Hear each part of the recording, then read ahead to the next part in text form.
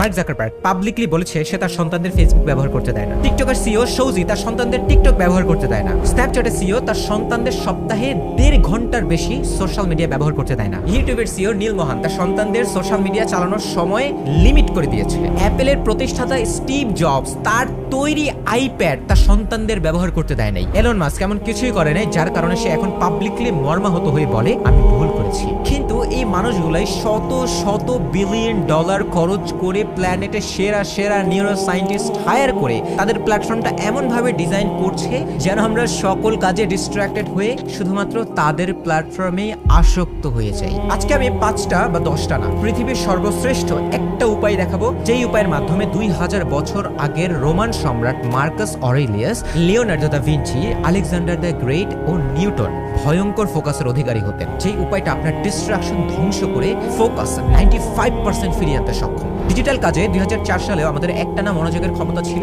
প্রায় 2.5 মিনিট। 2012 সালে মানে 8 বছর পরে সেটা কমে দাঁড়ায় 75 সেকেন্ডে। আর বর্তমানে যেটা মাত্র 47 সেকেন্ড। মাত্র 20 বছরের ব্যবধানে আমাদের ফোকাসের ক্ষমতা কমে গেছে 70%। বলা হয় সোশ্যাল মিডিয়া মাত্র 1 থেকে 3 ঘন্টা ব্যবহার করলেই আমাদের ফোকাসের ক্ষমতা 40% নষ্ট হয়ে যায়। আর কোনো কাজে মনোযোগ না থাকলে সেই কাজে ভুলের পরিমাণ দ্বিগুণ বেড়ে যায়। আমরা বর্তমানে একদিনে এত ইনফরমেশনের মুখোমুখি হই, 1500 সালে এত পরিমাণ ইনফরমেশন একজন মানুষ সারা জীবনেও তার মাথায় ঢুকায় নাই। আপনি যদি কোনো কাজে 3 মিনিটের বেশি মনোযোগ দিতে না পারেন, কোনো কিছু না করে 15 মিনিট বসে থাকতে না পারেন, কোনো গুরুত্বপূর্ণ কাজের মাঝে ফোন ধরে স্ক্রল করে ঘন্টার পর ঘন্টা শেষ করে ফেলেন, তবে আপনার সামনে ভয়ঙ্কর সময়। ডিস্ট্রাক্টেড জীবন মানে প্রতিটা কাজ অর্ধেক, প্রতিটা স্বপ্ন অসম্পূর্ণ, সুখ থাকবে না, টাকা থাকবে না, জীবনের ঝামেলা চরম পর্যায়ে চলে যাবে। আজকে আমি যে মেথডের কথা বলবো, এই মেথড ফলো করেই 5 বছর আগেও আমার যে কাজ করতে 10 ঘন্টা লাগতো, সেই কাজ এখন আমি 2 ঘন্টায় শেষ করে ফেলি। বর্তমান পৃথিবীতে যেখানে 70%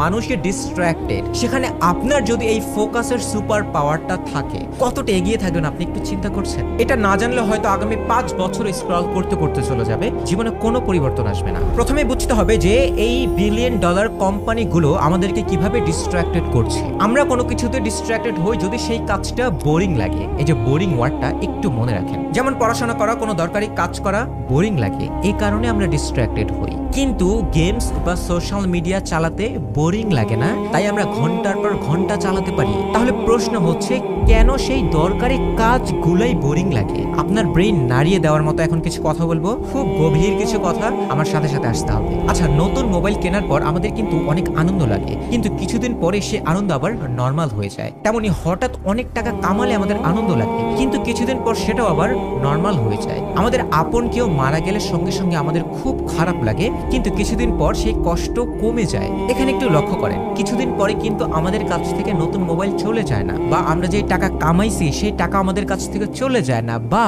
যে মানুষটা মরে গেছিল সেই মানুষটা আবার ফিরে আসে না। তাহলে কেন আমাদের এই আনন্দের বা কষ্টের অনুভূতিগুলো চলে যায়? ব্রেইন এমনটা করে কারণ হচ্ছে ব্রেইন আমাদেরকে একটা ভারসাম্য অবস্থায় রাখতে চায়, অতিরিক্ত কষ্টে না বা অতিরিক্ত আনন্দে না। কারণ যদি আমরা অতিরিক্ত আনন্দে বা অতিরিক্ত কষ্টে থাকি তখন আমরা ইমোশনাল হয়ে যাই, এবং যখন আমরা ইমোশনাল হই তখন আমাদের লজিক্যালি সিদ্ধান্ত নেওয়ার ক্ষমতা চলে যায়। আর লজিক্যালি সিদ্ধান্ত নেওয়ার ক্ষমতা হারালে আমরা ভুল সিদ্ধান্ত নিয়ে আমাদের ক্ষতি করে ফেলতে পারি। কিন্তু আমাদের ব্রেইনের প্রধান রোল হচ্ছে আমাদেরকে সেফ রাখা ও বাঁচিয়ে রাখা। এজন্যই যখন আমরা হঠাৎ কোনো কষ্টে বা হঠাৎ এক্সট্রিম কোনো আনন্দে থাকি, কিছু সময় পর ব্রেইন সেই অনুভূতিটাকে নর্মাল করে দেয়, যেন আমরা লজিক্যালি সিদ্ধান্ত নেওয়ার ক্ষমতা না হারাই এবং আমাদেরকে সব সময় প্রোটেক্ট করতে পারি। কেন আমাদের ব্রেইন আমাদেরকে ভারসাম্য অবস্থায় রাখতে চায় এটা আপনি বুঝতে পেরেছেন? একটুখানি মনে রাখেন এটা। ঠিক এই কারণেই ধরেন আপনি জীবনে কখনো মোবাইল বা কম্পিউটার দেখেন নাই, আপনার বাসায় কিছু গল্পের বই আছে,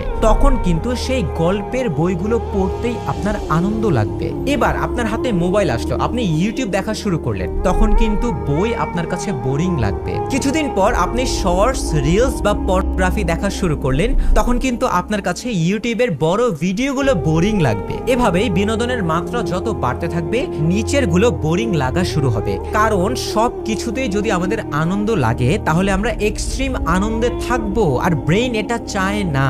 কারণ এতে আমরা লজিক্যালি সিদ্ধান্ত নেওয়ার ক্ষমতা হারিয়ে ফেলবো এবং ভুল সিদ্ধান্ত নিয়ে আমরা আমাদের ক্ষতি করে ফেলতে পারি। অর্থাৎ আমি যদি এখন এক কথায় বলি, আমরা সোশ্যাল মিডিয়ার মাধ্যমে এক্সট্রিম বিনোদন নিচ্ছি, যার কারণে আমাদের এই নিচের কাজগুলো বোরিং লাগতেছে, এবং কোনো কাজ বোরিং লাগলেই আমরা ডিস্ট্রাক্টেড হই। বর্তমানে এক্সট্রিম বিনোদন পাওয়ার সবচেয়ে বড় ক্ষতিকারক মাধ্যম সোশ্যাল মিডিয়া। তবে এটাই একমাত্র মাধ্যম না। অনিয়ন্ত্রিত খরচ করা, যা ইচ্ছা তা কেনা, যা ইচ্ছা তা করা, নিয়মিত গেমস খেলা, মুভি বা সিরিজ দেখা, এগুলো কিন্তু সোশ্যাল মিডিয়ার মতো এক্সট্রিম বিনোদন দেয়। কিন্তু আপনি শুনলে হতবাক হবেন, 2001 সালে, 9 সালে, 12 সালে, 14 সালে, 24 সালে একাধিক গবেষণায় প্রমাণিত হয়, আপনি যত বেশি বোরিং থাকবেন আপনার ক্রিয়েটিভিটি ও ফোকাসের ক্ষমতা ততই ভয়ঙ্কর হবে। শুনলে আপনি হাসবেন, আপনাকে ডিস্ট্রাক্টেড করা সোশ্যাল মিডিয়ার মালিকরাই আজকের এই মেথড ফলো করে ভয়ঙ্কর ফোকাসের অধিকারী হয়ে আপনাকে কিভাবে আরো ডিস্ট্রাক্টেড করা যায় সেই উপায় বের করছে। এটা এমন একটা মেথড যেটা আপনার ফোকাসের ক্ষমতা 95% ফিরিয়ে আনতে সক্ষম। খুব সহজ,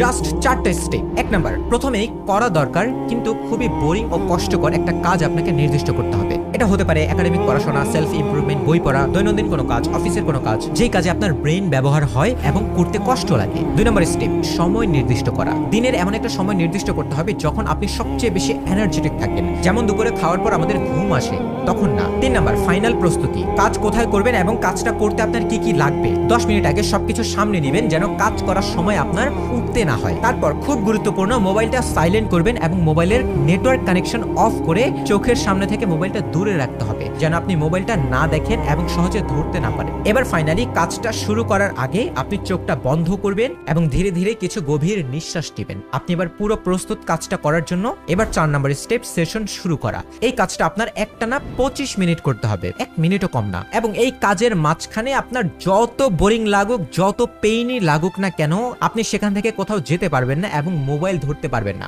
যদি অনেক বেশি বিরক্ত লাগে তখন কাজটাকে রাখেন, সেইখানে বসে চোখটা বন্ধ করেন এবং একটু রিল্যাক্স হয়ে ডিপ নিঃশ্বাস নেন। শেষ 4টা পয়েন্ট গুরুত্বপূর্ণ হচ্ছে, প্রতিদিন আপনাকে এই প্র্যাকটিসটা মিনিমাম একবার করতে হবে এবং 3 থেকে 7 দিন পর পর 5 থেকে 10 মিনিট করে আপনার এই সেশনের সময়টা বাড়াতে হবে। তবে যখন যতটুকুই বাড়ান না কেন, আগে থেকেই নির্দিষ্ট করতে হবে যে আপনি এখন কত মিনিটের সেশনে বসতেছেন। এটাকে বলা হয় ডিপ ওয়ার্ক সেশন। এক আমেরিকান হাঙ্গেরিয়ান সাইকোলজিস্ট নাম মিহালি তার জীবনের 40 বছর উৎসর্গ করেছে এটা বের করার জন্য যে মানুষ কেন হ্যাপি থাকে। অবশেষে সে পায়, মানুষ যখন সুস্থ এবং বাঁচার মতো টাকা থাকার পরে কোনো একটা কাজে ব্যস্ত থাকতে পারে বা কোনো কাজের ফ্লোর মধ্যে ঢুকতে পারে, সেই মুহূর্তে মানুষ সবচেয়ে বেশি হ্যাপি থাকে। কোনো সুনাম, আনলিমিটেড টাকা বা জনপ্রিয়তা না। আর এই জিনিসটাই অর্জন সম্ভব আজকের এই মেথডের মাধ্যমে। আপনার যখন গভীর ফোকাসের শক্তি থাকবে, আপনি কোনো কাজ দ্রুত শিখতে পারবেন, আপনার কাজের কোয়ালিটি ভালো হবে এবং কাজ দ্রুত হবে, যা আপনাকে আর্থিক স্বাধীনতাও এনে দিবে। এই একটা কাজের মাধ্যমে আপনি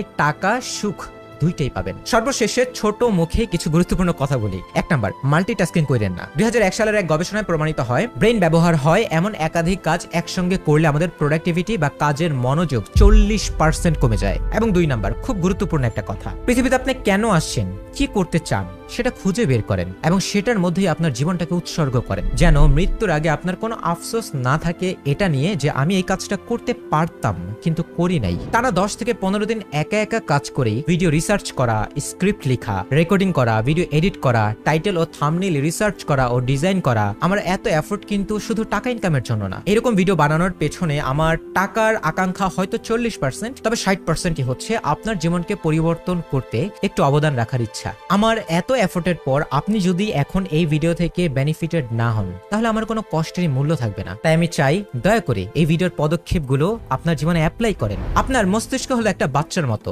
যাকে প্রতি সেকেন্ডে সোশ্যাল মিডিয়া ও আধুনিক বিশ্ব লজেন্স বা এন্টারটেইনমেন্ট দিয়ে ননস্টপ আনন্দে রাখছে। এখন যদি আপনি তাকে পুষ্টিকর কিন্তু কম মজাদার খাবার দেন, যেমন পড়াশোনা বা গুরুত্বপূর্ণ কাজ, তাহলে সে হাত পা ছুঁড়ে কান্না শুরু করবে। কারণ সব সময় চকলেট খাওয়ার পর পুষ্টিকর খাবার তার কাছে বাজে লাগে। কিন্তু আপনি যদি তাকে চকলেট দেওয়াই বন্ধ করে দেন, তাহলে তার কাছে শাক ভাত মানে গুরুত্বপূর্ণ কাজগুলোই মজা লাগতে শুরু করবে। অর্থাৎ ডিস্ট্রাকশন কোনো সমস্যা না, সমস্যা ওভার স্টিমুলেশন বা অতিরিক্ত এন্টারটেইনমেন্ট। দেখা হচ্ছে পরবর্তী ভিডিওতে। আল্লাহ হাফিজ।